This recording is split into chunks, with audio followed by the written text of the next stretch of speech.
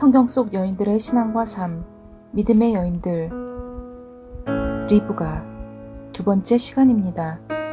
엄청난 잠재력을 지녔지만 하나님보다 앞서 행한 여인. 창세기 27장 1절로 30절. 이삭이 나이가 많아 눈이 어두워 잘 보지 못하더니 맏아들 에서를 불러 이르되 내 아들아 하매 그가 이르되 내가 여기 있나이다 하니 이삭이 이르되 내가 이제 늙어 어느 날 죽을는지 알지 못하니 그런즉 내 기구 곧 화살통과 활을 가지고 들에 가서 나를 위하여 사냥하여 내가 즐기는 별미를 만들어 내게로 가져와서 먹게 하여 내가 죽기 전에 내 마음껏 내게 축복하게 하라.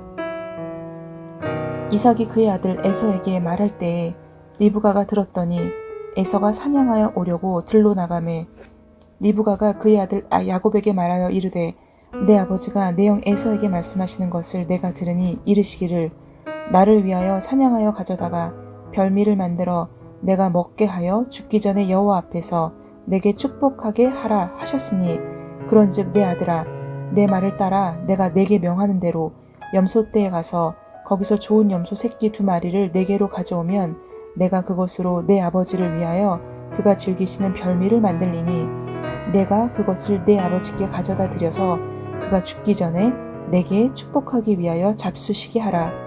야곱이 그 어머니 리브가에게 이르되 내 형 에서는 털이 많은 사람이요 나는 매끈매끈한 사람인즉 아버지께서 나를 만지실진데 내가 아버지의 눈에 속이는 자로 보일지라 복은 고사하고 저주를 받을까 하나이다. 어머니가 그에게 이르되 내 아들아 너의 저주는 내게로 돌리리니 내 말만 따르고 가서 가져오라. 그가 가서 끌어다가 어머니에게로 가져왔더니 그의 어머니가 그의 아버지가 즐기는 별미를 만들었더라. 리브가가 집안 자기에게 있는 그의 맏아들 에서의 좋은 의복을 가져다가 그의 작은 아들 야곱에게 입히고 또 염소 새끼의 가죽을 그의 손과 목에 매끈매끈한 곳에 입히고 자기가 만든 별미와 떡을 자기 아들 야곱의 손에 주니 야곱이 아버지에게 나아가서 내 아버지여 하고 부르니 이르되 내가 여기 있노라. 내 아들아 내가 누구냐? 야곱이 아버지에게 대답하되 나는 아버지의 맏아들 에서로소이다.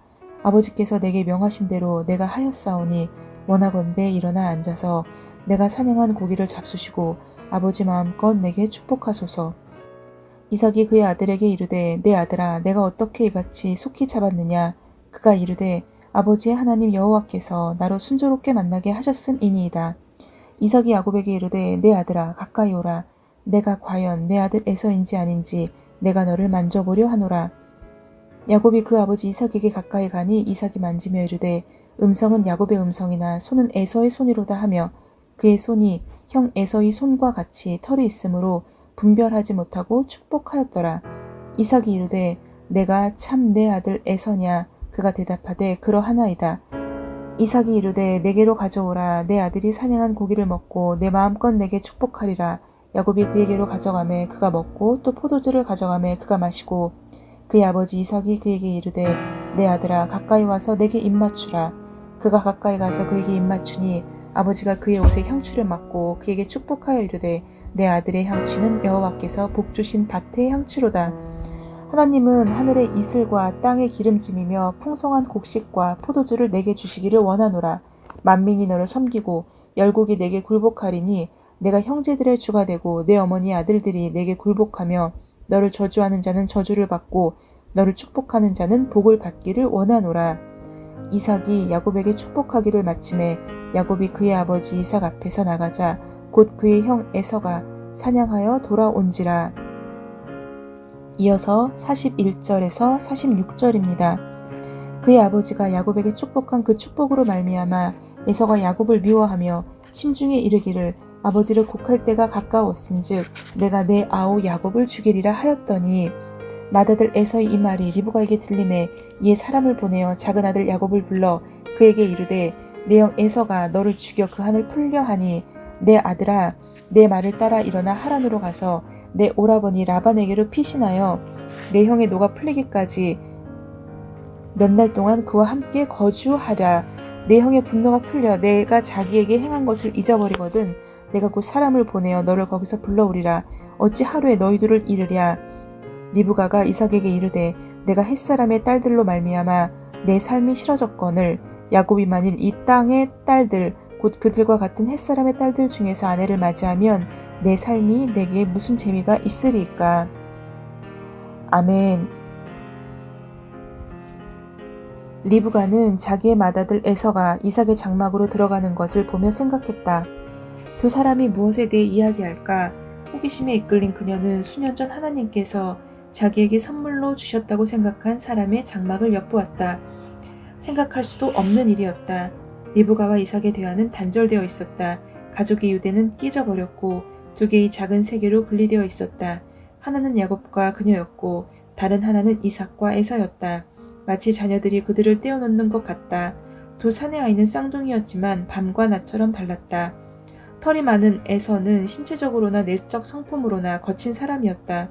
그는 밖에서 지내는 것을 좋아했으며 이삭은 에서가 사냥한 고기로 요리한 음식을 좋아했기 때문에 아버지의 귀염을 받았다. 동생 야곱은 연약하면서도 교활한 성품을 가졌다. 그리고 에서와 달리 어머니의 두 돈을 받았다. 자녀들이 이삭과 리브가를 연합시켜야 했지만 불행하게도 그들을 떼어놓았다. 그들의 결혼은 편애로 말미암아 흠이 생겼다. 야곱에 대한 리브가의 사랑은 자녀들이 태어나기 전에 주신 하나님의 말씀에 기인한다. 하지만 지금은 그런 것을 생각할 겨를이 없었다. 과거를 되돌아볼 만한 날이 아니었다. 당장 생각해야 할 것이 있었다. 그녀의 사랑하는 아들 야곱의 장래가 위기에 놓여 있었기 때문이다. 그 순간 그녀에게는 장래는 하나님의 백성에 관한 것이며 그녀의 남편과 에서를 포함하고 있다는 생각이 떠오르지 않았던 것 같다. 하나님께서 미래에 대한 분명한 예고를 해주셨는데도 그녀는 자신의 계획을 하나님과 의논하지 않았다. 80세였던 리브가는 여전히 날카로운 이지력과 재빠른 행동을 잃지 않고 있었다. 그녀는 남편의 장막문에 서서 안에서 들리는 소리를 엿들었다. 반면 100세가 넘은 이삭은 죽음을 준비하고 있었다. 하나님께서 아브라함을 통해 자기에게 물려주신 축복을 하나님의 말씀대로가 아닌 자기 큰아들에게 물려주려 했다. 이와 같은 아버지와 아들 사이의 엄숙한 의식은 언제나 식사와 더불어 거행되었다. 리브가는 깜짝 놀랐다. 무언가 잘못되고 있었다. 하나님께서는 자녀들이 태어나기 전에 분명히 큰 자가 어린 자를 섬길 것이라고 말씀하시지 않았던가? 하나님의 그 약속은 이삭의 계획 때문에 그르쳐질 것이다. 그런 일이 일어나게 해서는 안 된다. 리브가는 하나님께서 왜 야곱을 더 좋아하시는지 알고 있었다. 에서는 하나님의 계명을 신중하게 받아들이지 않았다. 그는 하나님 보시기에 거룩한 장자 명분을 팔아버렸다. 그것을 너무나 가볍게 여긴 나머지 팥죽 한 그릇과 바꾸었던 것이다. 또한 그는 이방 여인과 결혼했다. 그 모든 것이 부모를 슬프게 만들었다. 반면 야곱이 장자의 명분을 교활하게 빼앗은 것은 옳은 일이 아니었지만 적어도 그는 하나님을 믿고 있다는 것을 보여주었다. 그의 삶이 에서의 삶보다 조금 더 하나님 중심적이었다. 과거에는 자녀들에 대한 근심이 부모로 하여금 기도하게 만들었다. 리브가의 임신은 이삭이 간구한 결과 아니었던가? 그리고 리브가는 임신 중에 자기 복중에서 두 아이가 싸우는 것을 알고 하나님께 구하지 않았던가? 이 두 사건에서 한쪽 부모만 기도했다고 기록된 것이 흥미롭다. 성경의 간결성 때문일까? 아니면 그들이 서로의 생각을 나누지 않는 습관에 빠져 있었기 때문일까? 기운차고 지적인 리브가는 나이가 훨씬 많고 연약했던 이삭을 정말로 사랑했을까? 이삭은 그녀의 사랑을 얻으려고 애쓴 적이 있을까? 아들에 대한 그들의 깊은 사랑은 둘의 마음이 서로 하나 되지 못하는 것을 대신하려는 도피였을까? 아니면 그들이 하나님의 말씀에 서로 다른 가치를 부여했기 때문에 사이가 벌어졌던 것일까? 하나님께서 그리스도와 교회의 관계로 비유하신 결혼은 당사자들이 함께 그 기능을 수행할 때 행복해질 수밖에 없다. 남편과 아내는 하나님 앞에 동등하지만 각각 결혼의 테두리 안에서 다른 책임을 진다. 즉 남자는 여자의 머리다. 그는 자기 아내에 대한 책임이 있다. 자기 아내를 사랑해야 하며 하나님의 말씀에 따라 그녀를 인도해야 한다. 여자가 둘 중 더 연약한 자이기 때문에 그는 아내를 존중해야 했다. 그리고 아내는 자기 남편에게 순응해야 했다. 남편에게 순종하고 그의 인도함을 따라야 한다. 이 관계의 비밀은 그리스도다. 결혼은 두 사람이 그리스도를 존경하며 서로에게 종속될 때 하나님께서 원하시는 모습이 된다. 이러한 구조 안에서 두 사람은 하나님의 창조 질서에 맞게 개인적으로 성취할 수 있는 가장 위대한 것을 경험하게 된다. 그런 관점을 가진 여자의 가장 큰 열망은 자기 남편을 더 행복하게 하는 것이다. 그런 자는 살아있는 동안에 그의 남편에게 선을 행하고 악을 행하지 아니하느니라. 그러한 확신 속에서 자기 가정을 인도했다면 남편과 아이들은 그녀를 축복했을 것이며 그들 스스로 행복하다고 생각했을 것이다. 비록 리브가가 그러한 조건들을 적어놓진 않았지만 사라처럼 이미 잘 알고 있었을 것이다. 그러나 불행하게도 그녀는 그것을 토대로 행동하지 않았다. 이삭 역시 비난받지 않을 수 없다. 남편으로서 그는 하나님께서 기대하신 대로 합당하게 지도력을 행사했는가? 불행하게도 리브가는 자기 운명을 스스로 결정지었다. 한때는 알 수 없는 미래에 대해서도 하나님을 신뢰할 만큼 충분한 믿음을 가졌던 여인이 이제는 자기가 하나님을 도와야겠다고 느꼈다. 그녀에게는 영원하신 하나님께서 인간의 간섭 없이도 야곱에 대한 그분의 약속을 성취하실 만큼 전능하시다는 확신이 부족했다. 이 문제를 자기 남편과 함께 의논하지 않았다. 남편과 좀 더 가까워질 수 있는 기회가 그냥 지나가 버렸다. 그녀는 망설임 없이 자기 남편을 속이고 에서의 축복을 빼앗기로 결정했다. 야곱은 속이는 행위 자체에 관심이 없었다. 그의 유일한 관심은 자신의 행동이 들통나서 저주를 받을지도 모른다는 것이었다. 리브가는 자기가 계획한 일을 위해서라면 어떤 일이든 할 준비가 되어 있었다. 그녀와 하나님 사이가 하나님의 저주를 두려워하지 않을 만큼 넓었던 것일까? 그녀는 너의 저주는 내게로 돌리리니 라는 말이 무모하게 여겨지지 않았을까? 상황은 빠르게 진전되었다. 에서가 준비한 고기 요리를 가지고 아버지의 장막에 들어가기 전에 야곱이 그의 축복을 도둑질했다. 리브가는 자기가 이겼다고 생각했지만 그렇지 않았다. 사실상 그녀는 졌다. 그녀의 교활한 행동은 이삭에게 큰 슬픔을 가져다 주었다. 이삭은 웃음이라는 뜻이었지만 그는 더 이상 웃을 일이 없었다.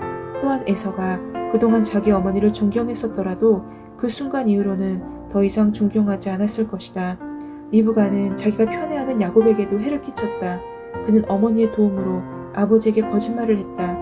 하나님께서 사냥을 쉽게 하도록 인도해 주셨다고 말하여 하나님의 이름을 망령되이 일컬었다. 그것이 다가 아니었다. 야곱은 속이는 자의 명수가 되어버렸다. 그는 자기 어머니만큼 교활했다. 그 모든 일에도 불구하고 하나님께서 그를 축복하신 것은 은혜였다. 야곱은 분명 그런 축복을 받을 만한 사람이 아니었다. 훗날 야곱은 속이는 자는 속게 된다는 것을 뼈아프게 배웠다. 처음에 그는 장인에게 속았고 나중에는 자녀들에게 속았다. 그가 하나님의 축복을 받은 자라는 것을 하나님께서 직접 증명하실 기회를 드리지 않았기 때문일까? 그래서 정말로 자기가 하나님의 축복을 받은 자인지 수없이 자문한 걸까? 도둑질로 얻은 축복은 계속되는 의심을 잠재우지 못했다. 사실을 알게 된 에서가 야곱을 죽이려 했던 것도 리브가의 행동 때문이었다. 그것은 또 다른 속임수가 되었다. 부모의 집에서 도망가야 했던 야곱에게 리브가의 오빠 라반은 하란에 숨을 만한 좋은 장소를 마련해 주었다. 그녀는 이제 40세가 넘은 야곱을 위해 모든 것을 마련해 준 뒤 이삭에게로 갔다. 그리고 남편에게 말했다. 이곳에 있는 외국 여자들이 부담스러워요. 야곱이 그런 여자와 결혼할까봐 걱정이에요. 그녀의 말은 사실이었다. 그녀와 이삭은 에서의 결혼 때문에 큰 슬픔을 경험했다. 하지만 그때까지도 그녀는 자기가 한 일에 대해 전혀 회개하지 않았다. 그녀는 자신을 과대평가한 나머지 에서의 화가 풀어지면 다시 야곱을 불러오겠노라고 그릇된 약속을 했다. 하지만 그녀는 야곱이 돌아올 때까지 살아있지 못했고 결국 그 약속을 지킬 수 없었다. 사랑하는 아들이 아내를 구하러 떠날 때가 그녀가 본 마지막 모습이었다. 20년 뒤 그가 돌아왔을 때 그의 아버지는 여전히 살아있었고 에서는 그와 화해했지만 리브가는 죽어있었다. 사라와 마찬가지로 리브가도 자기 행동이 얼마나 멀리까지 영향을 미치는지 보지 못했다. 에서의 마음속에 타고 있던 증오는 후손들에게까지 파급되었다. 수세기 동안 에서의 후손인 에돔 사람들은 이스라엘의 원수가 되었다. 베들레헴에서 어린 아기들을 죽였던 헤롯 임금과 재판석에서 예수님을 조롱했던 그의 아들 헤롯 안티파스, 둘 다 어두메에서 온 에돔인이었다. 그토록 신중하게 이삭의 아내로 뽑혔던 여인이자 하나님께 선택받았던 여인 리브가는 그녀에게 기대했던 약속을 성취하지 못했다. 시작은 좋았지만 마지막은 실망스러웠다. 하나님을 기다리지 못한 결과였다. 또한 그녀는 자신의 운명을 스스로 결정지었다. 그래서 하나님이 자신을 위해 싸우시도록 허용하지 않았다. 그녀는 믿는 자는 서두를 필요가 없다는 사실을 잊고 있었다. 그리고 하나님께서 그분을 기다리는 자들을 위해 무엇을 하실 수 있고 무엇을 할 것인지 보이시도록 하나님께 기회를 드리지 않았다. 아멘. 리브가는 유대인의 믿음의 조상이요 모든 믿는 자의 조상이며 하나님의 친구인 아브라함의 역사에 동참자가 되어서 아브라함의 아들인 이삭과 결혼을 하게 되고 그리고 맏아들 에서와 야곱을 낳게 됩니다. 그런데 그렇게 아름답고 그리고 신중하게 뽑혔던 그런 리브가가 실제로 결혼 생활이 진행되고 그리고 에서와 야곱을 키우면서 그녀에게 기대했던 그런 약속을 성취하지 못하게 되는 것을 오늘 또 지켜보게 됩니다. 물론 그로 인하여서 야곱이 이제 또 다른 그런 역사적인 어떤 또 인물이 되는 그러한 사건이 또 생기게 되는 거일 수도 있는데 리브가가 하나님을 기다리지 못한 결과로 이 모든 것들이 이제 나타나게 됩니다. 우리가 여기서 중요하게 생각해야 될 것은 우리가 우리의 행위로 결코 하나님께서 택하심을 받는 것이 아니고 오직 하나님께서 부르셔서 우리를 세워주셨기 때문에 우리가 그 은혜를 받았기 때문에 우리가 지금 이렇게 살고 있다는 사실을 잊어서는 안 된다는 것입니다. 그런데 리브가는 그것을 사는 과정에서 잊었고 그리고 하나님을 기다리지 못했고 그리고 본인이 스스로 그 운명을 개척하려 했던 것 그것이 성급하고 잘못된 점이었습니다. 리브가를 통해서 믿는 우리는 서두를 필요가 없고 하나님의 때를 기다려야 한다는 것 그리고 하나님께서는 당신을 기다리는 자들을 위해서는 언제든 무엇이든 할 수 있고 또 무엇을 하는지를 다 보이시는 분이라는 것 그리고 하나님께 기회를 드려야 하고 우리는 의심을 품지 말고 믿어야 한다는 것 그러한 교훈을 또 오늘 리브가를 통해서 얻게 되었습니다. 리브가 엄청난 잠재력을 지녔지만 하나님보다 앞서 행했기 때문에 더 많은 복과 더 많은 은혜를 받지 못했던 그런 여인으로 기억됩니다. 샬롬.